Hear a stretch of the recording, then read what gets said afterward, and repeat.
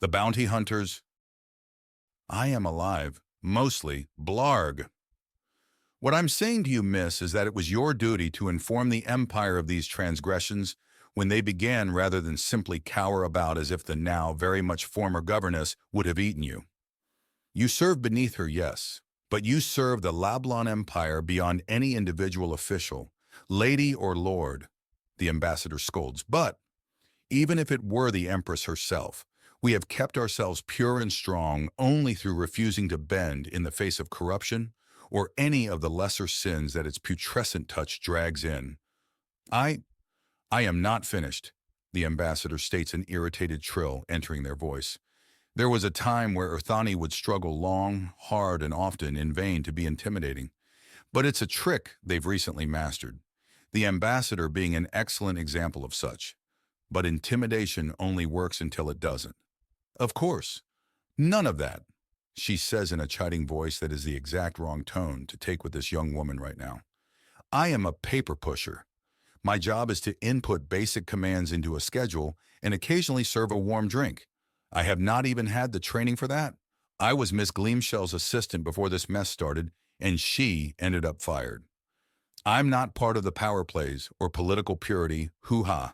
I am here to do my job, get a fair pay for my work, and then leave to pursue my own desires and nothing else. I don't want some big promotion. I don't want a fancy robe. I don't want a title. I want credits. Mercenary little thing, aren't you? Unfortunately, it's in your contract, the ambassador states, and the secretary reaches to a drawer in her desk and takes out a gigantic stack of papers that she drops right in front of the projected image of the ambassador. And that is the legal disclaimer you're referring to, printed on double-sided paper in the smallest font possible. Yes, I've read it, but unfortunately for you, and those who want to enforce it, this is illegal on a galactic scale. Even trying to use this is a bad joke. Is it now? How is it illegal? The ambassador asks as she brings her claws together in a thoughtful pose. How? How? In order for these kinds of contracts to be legally binding, they have to be read and understood within a reasonable length of time by a reasonably intelligent galactic citizen. That amount of time can last between 15 minutes to 2 hours on the extreme outer edge. Your average galactic citizen can be expected to read at roughly 200 to 250 words a minute, meaning 30,000 words is the extreme outer edge of an acceptable length legal document, the secretary states before glaring at the ambassador, who raises an intrigued eye ridge. This abomination is 5 times that, and so inundated with useless jargon as to be completely worthless. So go right ahead. Ambassador or not, I can and will legally bury you under your own stupid contract. Very good, you're hired. Excuse me? You're hired, the ambassador repeats. To do what? You're the governess now. If you want to retire, you can do so in 12 years with a centennial pension to pursue whatever you want for 100 years afterwards. The only caveat to this is that you have to rehire Miss Gleamshell and offer her full compensation and benefits, the ambassador states, and the secretary stares at her with an annoyed look. Why me? I just told you that it is our duty to check one another for corruption. You just checked me. I do not want the position.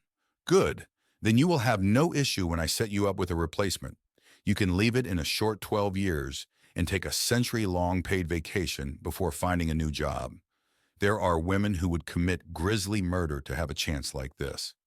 I'm not one of them. I don't want to be in some kind of spotlight or stupid expectations. I just want a nice and easy job that makes nice and easy money. And being a governess can be exactly that, especially if you delegate. You'll make more for working less, the ambassador says. But this, if you really can't handle it, then I can get you a replacement in a week.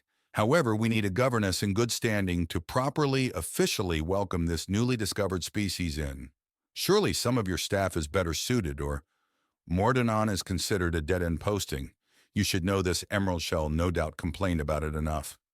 Yes, she did. Which means it's a well-paying job that people will not try any nonsense on you because they don't want to risk being the next person posted there, the ambassador says, and the secretary considers. Well, are you willing to be governess Roldoon? Fine. But I reserve the right to quit if this job suddenly goes from administration to some kind of military nonsense. I'm not a fighter. Perfectly understandable. There will be some caveats. You won't be able to just walk out of the room at the first sign of trouble. But you are no one's slave. You're not going to be forced to stay. Just not leave like a sneak thief, the ambassador says, and Roldoon sighs before nodding. Very well, Madam Ambassador. I accept the posting. I guess I'd better start moving my effects into my new office. That would be wise, yes. Well, that's a smug expression, Commodore Thread says as Lady Silken joins her on the captain's overlook. A nice little nestled area that oversees all the logistics through use of the electromagnetic sensory abilities of both Earthany and Drin.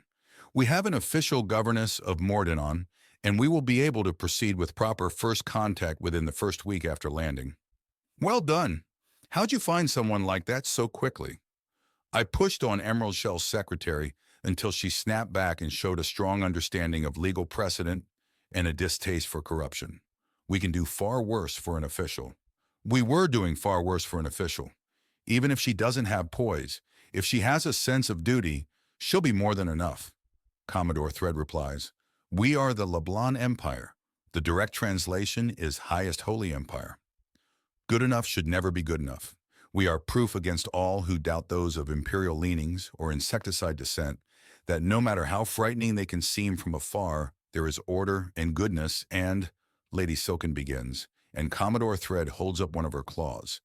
It's covered in a shimmering organic diamond with a jagged pattern designed to tear as much as it slices. Commodore Thread cannot help but notice that Lady Silken flinches at the sight of them. Ah, that's what you're trying to avoid. You swore to keep things professional. I have and I will, even if this is something else that humanity has stolen from us, Lady Silken says. They did not steal the glory of a primal ascension, if anything. Commodore Thread begins, and Lady Silken holds up her own claws before indicating the antenna on her head. All 6 of them. And the ascension of a primal is supposed to be a glorious and holy thing. There should have been parades and the humans got it.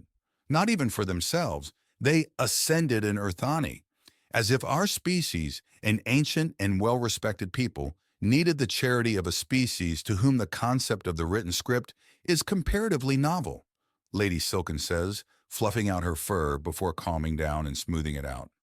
I can request another delay from Captain Schmidt, if you feel. I am not compromised. My feelings for and of humans are complicated and tumultuous, but I have been a strict professional for centuries. I can handle myself for a few hours in their company. Short of one of them jumping on me and grabbing my proboscis with his tongue, I'm going to be fine, Lady Silken says, and Commodore Thread pauses, considers, looks from side to side to check that the room is in fact clear as her antenna tell her, then smiles. Oh no. Jumping on you and grabbing your proboscis with your tongue, eh? Commodore Thread asks. No, we are not discussing this. Oh, don't tell me you haven't thought of it.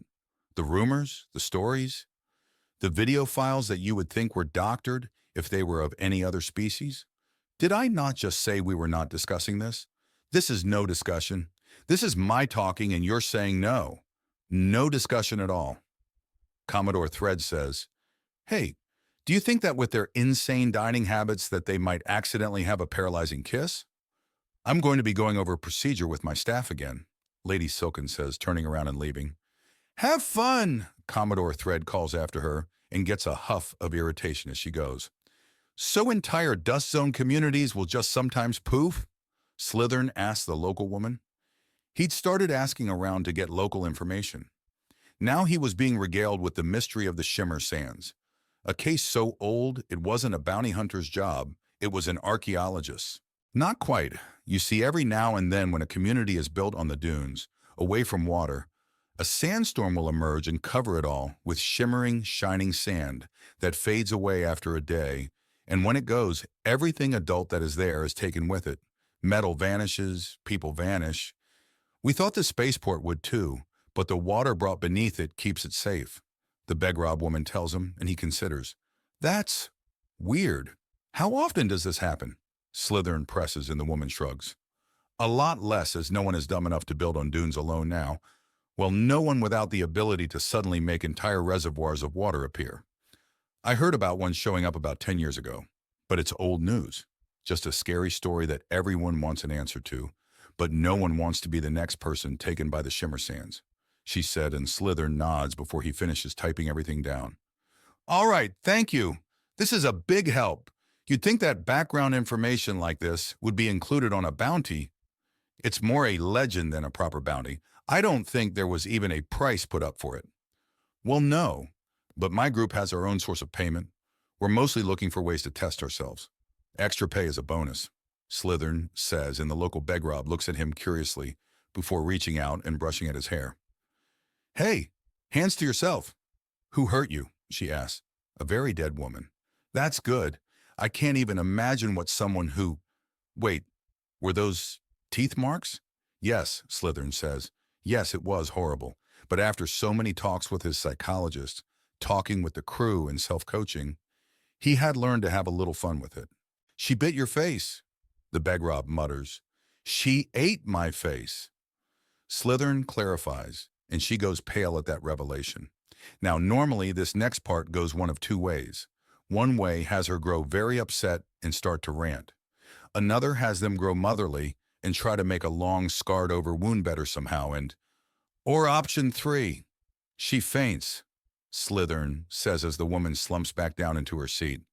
You'd think someone born on a rougher world like this would have a stronger stomach. A gentle shake wakes her up, and she looks around before spotting him, and he can see the thought process of thank the goddess that was a dream. Go to oh no, it was real in real time. He holds up his hands and fights back a laugh. Yes, there were some nights where he'd stare into the scar tissue on his face and struggle not to scream. But he was growing stronger, and if there was anything that was helping him, it was helping others about him. It was odd. The more he told people he was at peace with it, the more he believed it himself.